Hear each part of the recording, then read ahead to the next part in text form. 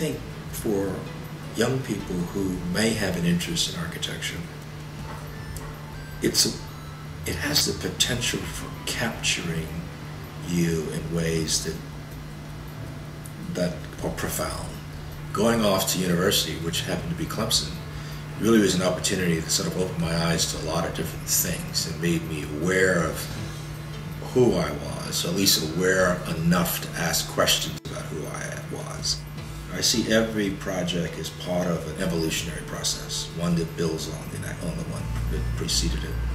And so I look at the work more as a body of work, a kind of continuing development over time.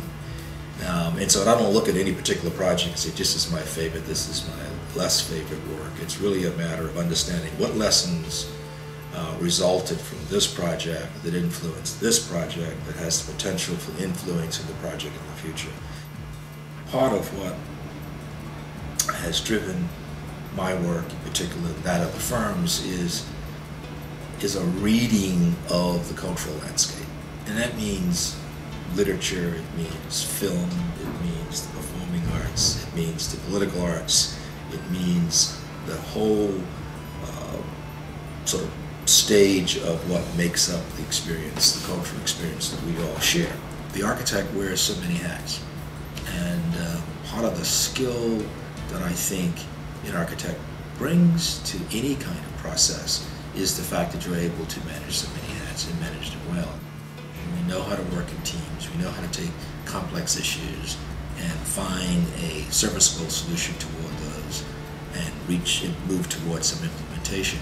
And so I find that young people that I work with and teach, when they attain an architectural degree, even for those, and there are many who don't go into architecture but go into other professions, really bring significant skills as those new professions because they've developed these abilities to work with complex issues, to work in teams, to problem solve, and to think creatively. And I think that's a significant asset to architectural education. You know, I always tell students that it's called architecture practice for a reason, because it takes practice to do it. And so I think folks and people who feel architecture is something they would be interested in pursuing, but yet don't have an undergraduate degree in architecture, I would not for a moment allow that to be a hindrance, because I think in many ways bringing those other experiences into that I think could be of significant value. We at Clemson have really created the opportunity for people with non-architectural undergraduate degrees to be successful, and I think that's important.